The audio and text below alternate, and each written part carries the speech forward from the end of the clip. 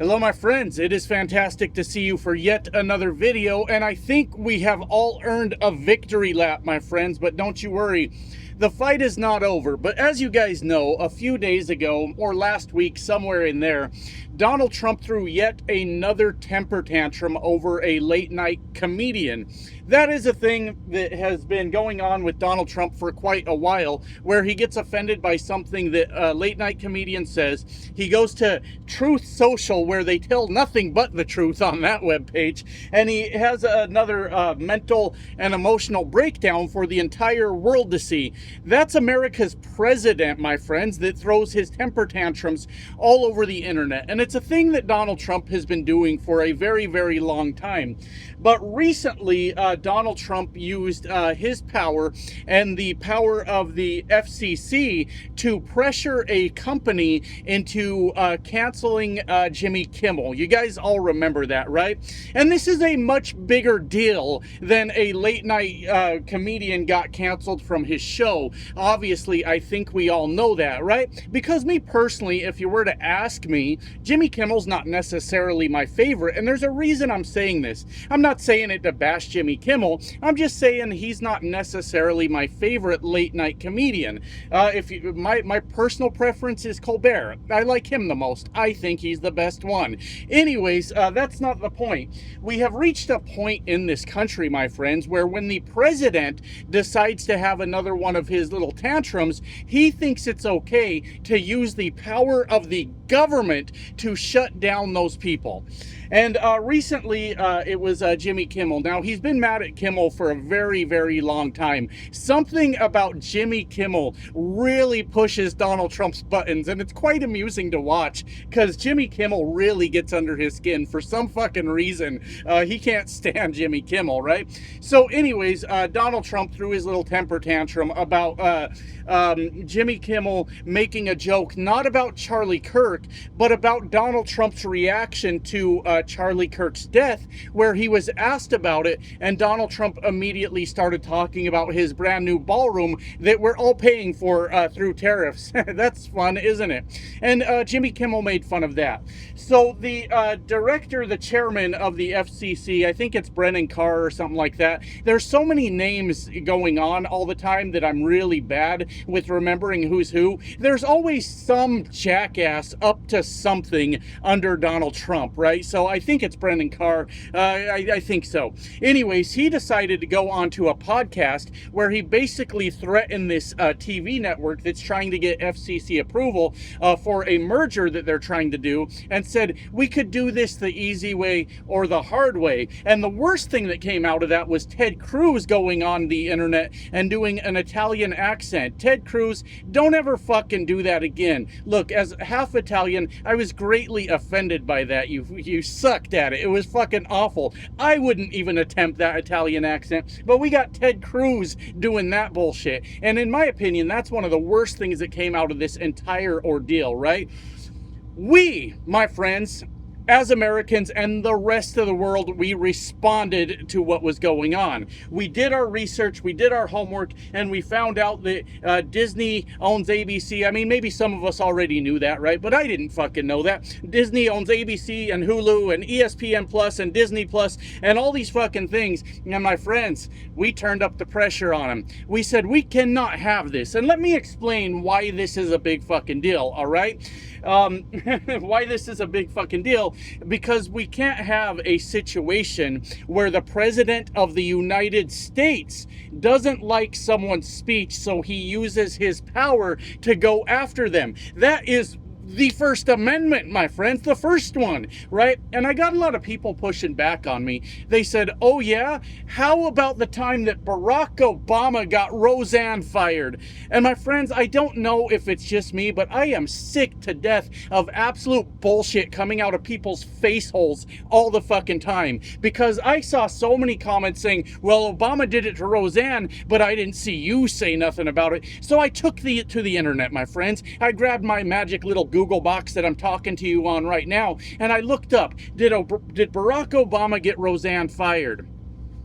He did not. By the time Roseanne got fired, Barack Obama was already out of office. He was not the president of the United States at that point. I'm trying to spell this out for the dumb sons of bitches that watch these videos and don't understand what is being said, all right? So, even in the event that Barack Obama was upset by what Roseanne said, and he called her network and said, I want her ass fired, Barack Obama was making a complaint as a private citizen at that point. He was not the president of the United States, and he did not have the power to do that. However, that part of the story isn't even confirmed. Nobody can confirm that Barack Obama made that phone call. So what is actually going on here with the Roseanne situation is a batshit crazy lady that could not accept the consequences of her actions when she took to the internet to say a bunch of racist shit, where her company that she was employed by went, oh fuck, this is going to be really bad for our sponsorships, canned her ass because she said a bunch of wild shit on the internet, and she's refusing to accept responsibility for it. This is a fucking recurring theme in the MAGA movement, my friend. Do some dumb shit, blame Barack Obama. Do some dumb shit, blame Joe Biden. It's the entire fucking way this movement works. But the point of that little side tangent is, if that's true that Barack Obama made that phone call, he did so as a private citizen, which is 100% allowed. That's not a violation of your freedom of speech. If I call because Roseanne pissed me off, then I am essentially doing the same thing that Barack Obama did. I'm a private citizen. Barack Obama was a private citizen. Do you guys understand the difference? Yes, my viewers do. My normal viewers, not my hate viewers. They're still losing their fucking minds about the whole damn thing. Anyways, I research when these things come up, my friends. I type them into Google and I go find the damn truth. The truth of the matter is Barack Obama did not get Roseanne fired. Anyways, back to the fucking point, my friends. When we had heard that Donald Trump was using the office of the presidency and pressure from the FCC to silence somebody for their speech, we all knew that this was actually a real-life violation of our freedom of speech in America coming down from the president. And that, my friends, is a fucking crisis. We do not need that. We do not have time for that. That is something we cannot allow to happen. And you know what we did? We all took a stand, my friends. Many of us put out videos. Many of us went to our social media to explain why this is a problem. And we all started canceling our Hulu accounts. We canceled everything from Disney, Disney Plus, all kinds of shit. Disney loses nearly $4 billion in market value almost immediately after we responded the way that we did. And what we need to understand, my friends, is we do have some power around here. And our power is in the money that we spend our lives making every fucking day of our lives out here working our asses off for the few dollars that we get. That's the power that we have. And that's why I thought it was so important to come out and make that video. I don't personally care for Jimmy Kimmel. What I do personally care for is a president does not have the ability to silence people that he does not care for also. That is a very bad thing.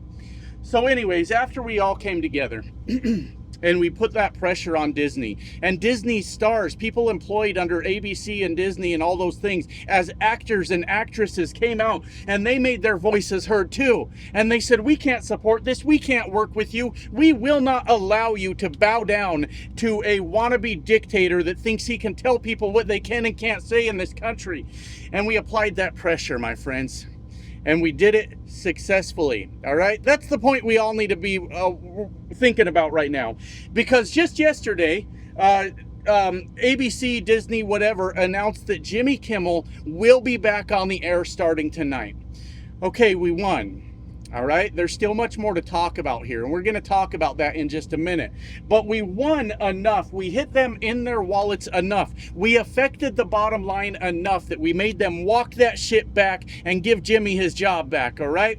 And that is the one thing we need to remember. From this moment forward, as Donald Trump tries to plunge this country further and further into his fascism and all the bullshit that he wants to do, we need to take from this moment and realize when we all came together, we had the power to stop them from doing the thing that we were doing. And it would not surprise me if Donald Trump is throwing another temper tantrum. If there's ketchup all over the walls of the White House, well, right now he's overseas insulting all the other countries at the UN meeting. It's real fucking bad, which is maybe what I should be covering today, but it's a fucking mess. Donald Trump is fucking it up. But if Donald Trump was here, there would be ketchup smeared on the walls. He wouldn't just be throwing it at the wall and leaving it at that. He would be running his chubby orange hands through it and smashing it down like a toddler when they get really mad at things. I have no doubt in my mind that Donald Trump is throwing a temper tantrum over this. We whipped his ass, my friends. We fought back. We came together. We came together on a unified fucking message for once, which is something we rarely do.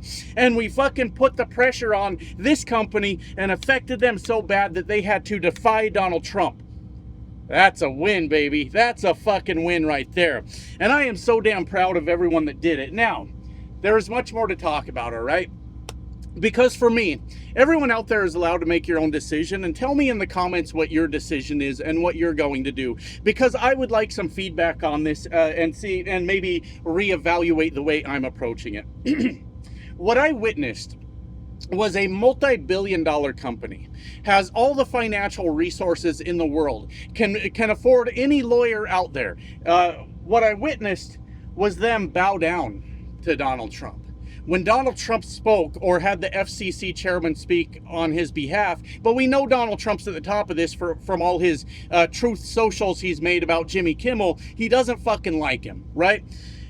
Anyways, I lost my train of thought. Anyways, when Donald Trump spoke and said, this is what I want done, we could do this the easy way or the hard way, Kimmel shouldn't be on the air, all these fucking things, this company with all this fucking money and all these fucking resources sold us out, my friends. They turned their back on us and said, yes, sir, whatever it is you need, we're going to do that thing. And the more I think about that, the more I think that my boycott's not over. All I had that I can think of is Hulu. We had a Hulu account at home. I don't really watch much TV myself, so it's not a huge sacrifice on my part, but there's plenty of other streaming services out there, right? So for me personally, to watch a company willing to sell out our rights when they could have been a firewall for us, when they could have stood up to Donald Trump in the first place and said, fuck off, take us to court about it, they decided to bow down and bend over to Donald Trump. And to me, I don't think it's enough. I was talking to a friend last night that said, is it enough though? Can we end the boycott because they gave Jimmy Kimmel his job back? And maybe for some people it is. Maybe that's good enough. I'm not here to tell you what to think about this, right? But to me, it's not enough. It's not enough to me to go crawling back to Disney now and say, okay, you righted the wrong. We forgive you and we'll go back and do this. In my opinion, they knew that it was wrong in the first place. They knew that they were bowing down to a wannabe dictator in the first place. They knew that they are one of the most powerful corporations on this planet with all the fucking money and resources that they have. And they didn't even put up a fight. They didn't even try to stand in his way. And to me, that's not good enough. If any company's willing to sell out the American people like that when they had every opportunity in the world to do the right thing in the first place, I think, in my personal opinion, that we continue to make an example out of them. For any company that, like, if we go back now and they go, yep, everything's good, all our money's back, everybody resubscribed, all that, everything's good, then the next company that decides they're going to fall in line with what Donald Trump says to do knows that they can just kind of fix the problem. It's only kind of fixing the problem. Putting it back on the air only kind of addresses the problem that they bowed down to a fascist, right?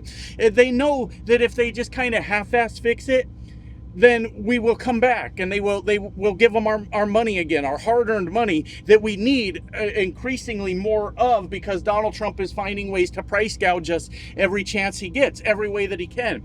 So it is my opinion that if we do not make an absolute example out of Disney and they're in financial ruins by the time this is done, we are just giving a permission structure for the next company to come along, fall in line, sell out the rights of the American people to the fascist dictator president, and they just get away with it.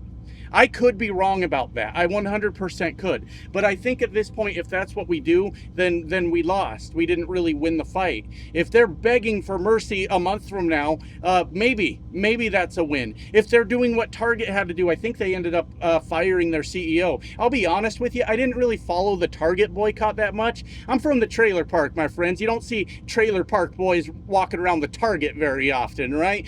So it didn't affect me at all. Like, I just had to keep doing the thing I was already doing and not going to Target, right? But I think they ended up having to fire their CEO or something along those lines. They lost a lot of fucking money because they bowed down to Donald Trump. When Donald Trump came out and called everything a DEI hire, and these companies went, we're getting rid of our DEI initiatives right now.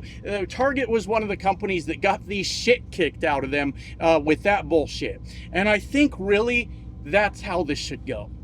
Look, if you've got a CEO that makes poor business decisions, sells out the rights to the American people to a dictator wannabe, I think that they deserve to live with the consequences of that poor business decision. So for me personally, I'm glad Jimmy's back.